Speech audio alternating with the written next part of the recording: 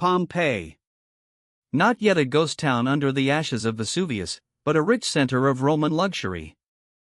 Wine and fabrics are sold in the squares, laughter and gossip about gladiatorial fights echo in the baths, and mosaics and marble shine in the villas of the patricians. But on this day, everything is different. Pompeii does not see a parade of magistrates or spectacular games. A procession of doomed people moves through the streets, more than 400 slaves. The elderly are in front, children are behind, and men and women are in between.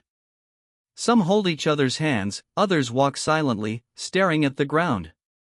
None of them have committed a crime. They are being led to their deaths simply because they belong to the same household.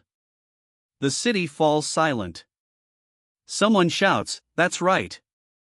Slaves should be afraid." Others look away, not daring to watch.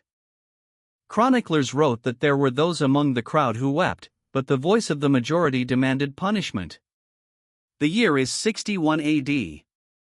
A law was in force that stated that if one slave killed his master, all the slaves in the house would be executed. The entire villa. The elderly, women, children, even infants. Did you know that such a law existed in Rome? To us, it seems barbaric, but for the Romans, it was the norm after all. It was fear that cemented their empire. Hundreds of crosses were raised over Rome that day. And although the house of Pedanius Secundus was located in Pompeii, the execution itself was deliberately carried out in the capital to make it an example for the entire empire. And each of those crosses served as a reminder: in Rome, you could die not because of your own fault, but simply because you were a slave. To understand why it all ended in such tragedy, we need to take a look inside the house where it all began. Its owner was Pedanius Secundus. A senator, a wealthy man, a man of great influence. His house in Pompeii was not just a home. It was a small state where one ruler had absolute power over hundreds of people. For Pedanius, it was a luxury: marble floors, frescoes depicting gods and heroes, gardens with fountains. But for the slaves, that same house was a cage. Under one roof lived more than 400 people. Think about it, 400 lives under the power of one man. Among them were cooks, water carriers, nannies, those who adorned their master before he went out into the city, those who were responsible for the library, and even those who were kept solely for the entertainment of guests. In Rome, this surprised no one. A wealthy house without hundreds of slaves was considered incomplete. A slave was everything: a tool in a workshop, a decoration at a banquet, even a status accessory. Cato the Elder wrote bluntly, "A slave is a tool that speaks." He can be bought, used, and discarded. But behind this ostentatious splendor, fear always lurked. In Italy itself, almost a third of the population were slaves. There were fewer free people than unfree ones. And every Roman master understood that if these people stopped being afraid and rose up, even the legions would not save them. Therefore, the luxury of Pedanius Secundus' house was built on a foundation of human pain and submission. It was beauty paid for with the sweat and fear of others. And it was in this house that a story began that would later shock all of Rome. And although sources mention Pedanius' house as being in Rome, not Pompeii, something else remains important: this tragedy went far beyond the boundaries of one city and became the concern of the entire empire. It all began with an event that seemed like a spark of hope to the slaves and a signal of horror to their masters. One of Pedanius' slaves, Secunda, killed his master. Historians still argue about the details. Some wrote that it was a personal insult. Others said that the man was simply tired of humiliation. Some mentioned a knife, others a quarrel that ended in a sudden blow. We will never know whether it was a flash of despair or a coldly calculated decision. But the result was the same: the senator was dead, and the entire empire was reminded of what kept its order in place. Here, a law came into effect that sounds insane to us but was perfectly normal to the Romans. If a slave raises his hand against his master, all the slaves in the house are punished. All of them. It didn't matter if they knew about the crime. If they were in another room. If they were asleep. If they were carrying water. If they were children. The mere fact that you belonged to the house made you guilty. Now tell me, is this justice, or rather a cold demonstration of power? The logic was ruthless. In Rome, it was believed that such a law guaranteed obedience. Because every slave had to live in fear not only for himself, but also for others. If you raise your hand, everyone will die. That was the rule that kept entire cities in submission. Think about it, how did a slave feel, who had never even touched a weapon, but already knew that his life would be cut short because of someone else's actions? The Senate gathered to decide the fate of the slaves of the house of Pedanius. Some spoke of mercy. Can we execute hundreds of innocent people? Others were adamant, if we show weakness today, we will all die tomorrow. But even those who hesitated eventually fell silent. For every senator understood that to oppose this law meant risking being accused of sympathizing with slaves, almost of treason. And in Rome, that was more dangerous than any speech about humanity. Chronicles say that even the senators' wives took to the streets, crying and begging for mercy for the innocent. But their tears were powerless against the cruelty of the law. For Rome, compassion was a weakness, and order was sacred. This moment exposed the true essence of Roman politics. They could build magnificent arenas and roads, but when it came to slaves, they remained relentless. Human life was worth less than the stability of the system. The emperor and the Senate made a decision to execute all the slaves of the house of Pedanius Secundus. Over 400 people. From the elderly to infants. And although the house of Pedanius was in Pompeii, the execution itself was carried out in Rome.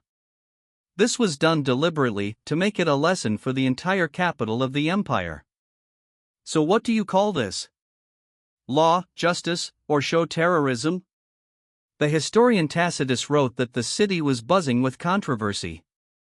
The people were divided into two camps, some demanded punishment, others begged for mercy. But the law prevailed over compassion. And it was this execution that became an example of spectacular cruelty, which for many years forced slaves throughout the empire to live in silent fear. The day came when the sentence was to be carried out. Rome awoke to an atmosphere of tension. The streets were not filled with talk of gladiators or the wine trade. Everyone was waiting for one thing: the hundreds of slaves who were to be led to their deaths. When the gates of Pedanius Secundus' house opened, a river of people poured out. Men, women, old people, even children. Some carried babies in their arms, others walked alone with their heads bowed. This was not a crowd of criminals. These were doomed people whose only crime was that they belonged to a house where a slave had killed his master. Among the slaves was an old woman with a baby in her arms. They say she did not even try to comfort the child, because she knew that crucifixion awaited them both. What could be more terrible? Only yesterday, this baby was sleeping in its cradle, and today it is being carried to its death simply because it was born in a foreign house. Chronicles also mention a boy of about 10 who walked beside his mother and kept asking, "Mother, why are we going? What have we done?" She had no answer. Tears welled up in her eyes, but no words came out. Is there even an answer to such a question? They were led through the streets under guard by soldiers. In front were spearmen, behind were horsemen. Now imagine, you are standing in the crowd watching this stream of people passing through the city. How would you feel? Someone next to you is laughing as if at a spectacle. Another is watching in horror. A third shouts, "Let all slaves know what it means to go against their master." For some, this day had become almost a festive occasion. Vendors brought wine and bread, children chewed fruit while watching the condemned being led away. It was ironic, someone else's death had become entertainment, and the atmosphere was more like a fair than a tragedy. Outside the city walls, a different picture awaited: a field where hundreds of crosses already stood.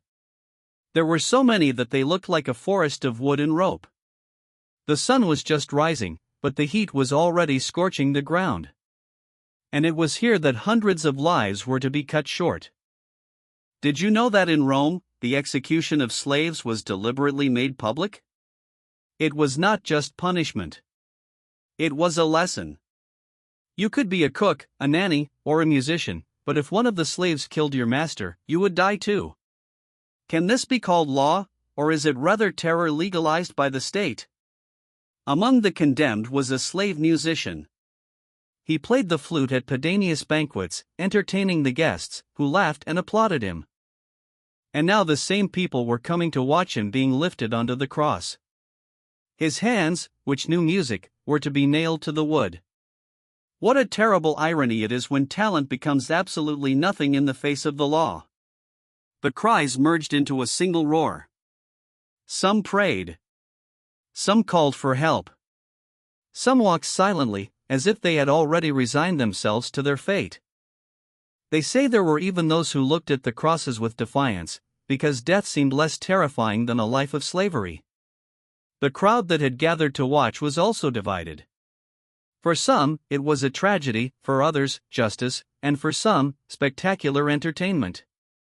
Sometimes the owners even brought their children to watch such executions. It was considered a lesson in discipline, to show from an early age that a slave is not a human being, but a thing that can be sacrificed. Think about it, what did a 10-year-old boy feel when he saw this? What did he learn, compassion or cruelty? Imagine an even more terrifying scene. A little girl stands next to her father and asks, "Daddy, why are they nailing that man to the cross?" Instead of an explanation, she hears laughter or a curt, "Because that's the way it is." Is this not the most reliable way to raise a generation for whom death becomes the norm? It is also worth knowing that in Rome, execution could be even more cruel. Slaves were burned alive or thrown to lions in the arena, and this was also considered entertainment for the public. And when the first bodies were raised on the crosses, everyone understood this was not just execution. It was a demonstration of power. Hundreds of crosses stood along the road leading out of the city. Each one served as a reminder that slaves in Rome had no name, no rights, and no future. The Romans remembered that day for a long time. Not as a day of justice, but as a day of fear. A day when the law proved to be more cruel than common sense. And when even those who sympathized had to look away. Because the system demanded silence. To understand the cruelty of that punishment, you have to understand the system itself. What did it mean to be a slave in Rome? For us, a slave is first and foremost a person without freedom. But for the Romans, a slave was a thing. Property. A living tool. Cato the Elder wrote in his treatises, "There are two kinds of tools, animate and inanimate. A slave is a tool that speaks." Tell me, can a society where people are officially defined as tools alongside a hoe or a jug be called civilized? Think about it, in 1st century Italy, a third of the population were slaves. That's millions of people. Prisoners of war. Debtors sold into slavery. Children born into slavery. People captured on the other side of the world and sold in Rome a few weeks after their capture. Doesn't this resemble a real prison state, where freedom is a privilege of the minority? And this whole system was based on fear. The master had complete power, he could torture, sell, or even kill his slave, and he was not accountable to the law. Fugitives sometimes had their legs or arms deliberately broken to make them unable to escape. This is how crippled slaves appeared on estates, where they were kept for the lowest menial work. Those who were caught a second time were branded on the forehead with the letters FVG, fugitivus, fugitive. This mark remained forever, turning a person into a living label. Imagine, you are walking down the street, and every glance reminds you that you are a thing that tried to escape. Is there anything more humiliating? Cato the Elder advised selling old and sick slaves without sentiment, just like broken tools. For him, slaves were not people, but inventory. This raises the question, can we talk about the greatness of Rome if it was built on such logic? Not all slaves lived the same way. Those who ended up in mines or quarries were basically sentenced to death. There was no chance of living longer than a few years, cold, darkness, endless exhausting labor. Gladiators had slightly better conditions, but they paid for them with their blood in the arenas. Domestic slaves, such as those in the house of Pedanius Secundus, had a relatively easier life, a roof over their heads, food, and sometimes even the chance to learn to read and write. But all this leniency could end in an instant with a single sentence. And the history of Pedanius Secundus's house proved it. The masters feared their slaves. And it was a fear that never went away. Why? Because there were more slaves than free people. And if they ever rose up together, even the legions would not have been able to save the empire. So the main rule was simple: collective punishment. So that every slave feared not only for himself, but also for others. All the grandeur of Rome, temples, amphitheaters, roads, villas, was built on the labor of those who had been deprived of their voices. For the Romans, punishing the innocent meant maintaining order.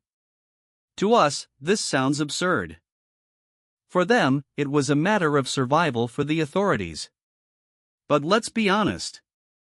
What kind of state is this, which exists not through the laws of justice, but through fear, blood, and torture? That is why the story of the house of Pedanius Secundus was no exception. It was the rule. And yet another reminder: in Rome, the life of a slave was worth nothing. The events in the house of Pedanius Secundus were no exception. It was just one of many episodes that served as a reminder: the empire was held together by fear. Let us recall just one name: Spartacus. 73 BC. A gladiator, a former warrior, leads an escape from a gladiator school in Capua. He is joined by dozens of slaves. Then hundreds. Then thousands. And in just 3 years, his army grows to over 100,000 people. It was a real war of slaves against the empire. They defeated legions, burned estates, and destroyed cities. Imagine the chill that ran down the senators' spines when they heard that their legions were dying at the hands of those whom they had considered tools just yesterday. And how did it all end? With the crucifixion of 6,000 people along the Appian Way. Imagine that road from Capua to Rome, covered with rows of crosses. Every passerby saw what it meant to challenge the system. It was not just punishment. It was a symbol. A message to everyone: Rome does not forgive. And here the question arises: what really won, the empire or the fear it deliberately sowed? 100 years have passed, and the memory of Spartacus has not faded. It was this fear that kept the senators tough on Pedanius Secundus' slaves. They knew that a single spark was enough to set all of Italy ablaze. And this did not disappear with time. Even later emperors did not hesitate to resort to mass executions. Caracalla, known for his cruelty, ordered the killing of thousands of slaves after any conspiracy or even mere suspicion. It was his way of showing that the emperor was power. Everyone else was nothing. Now imagine how a slave felt when he was executed not for an act, but for the mere fact of existing alongside a suspect. Sometimes the master would order a slave to kill himself. This was considered cleaner than killing him himself.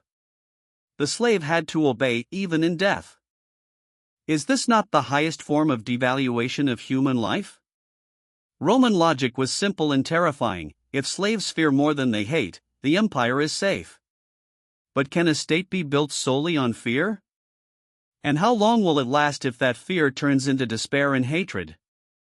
That is why the execution of the slaves of the house of Pedanius Secundus in 61 AD was yet another act in a great tragedy that spanned centuries. The story of the house of Pedanius Secundus ended where it began, with hundreds of crosses on the outskirts of Rome. The lives of more than 400 people were cut short simply because one slave dared to raise his hand against his master. For the Romans, it was the law. Order. A guarantee of peace. For us, it is an example of absurd cruelty. In Rome, there was no such thing as individual guilt for slaves. They were property. And property has no rights. Even their innocence was worthless. And here the question arises: What kind of civilization is this that can boast of temples and roads but sees no value in human life? Pompeii continued to live. They traded wine. They laughed in the amphitheater. They admired the mosaics. But those crosses remained in people's memories for a long time as a reminder of what the magnificent empire was really based on. And here's the main thing. When we talk about Rome, about forums, arenas, triumphs, we rarely think about how many slave lives were crushed at the foundation of this greatness. Every triumph, every victory, every temple was paid for with the sweat and blood of those who were deprived of their voices. So can we call something that cost millions of lives a real achievement? Wasn't that price too high, even for an empire? The tragedy of the slaves of Pedanius Secundus is not just an episode from Tacitus' Chronicles. It is a symbol. A symbol that an empire can be built on injustice, but that injustice always casts a shadow. We do not know the names of most of those 400. They were not recorded in the annals. And perhaps that is why it is important to remember them today. Because behind every story of the greatness of Rome, there are other stories, those who were to be erased from memory. And here is the question for us: can we allow their silence to remain eternal? So when you look at the ruins of Pompeii, those perfectly preserved streets and houses, remember not only Mount Vesuvius, which covered the city in ash in 79 AD. Remember those who were destroyed by the system itself long before the ash fell. Because their shadows are also part of Rome's history. And, after all, can you call something that was built on suffering and blood great?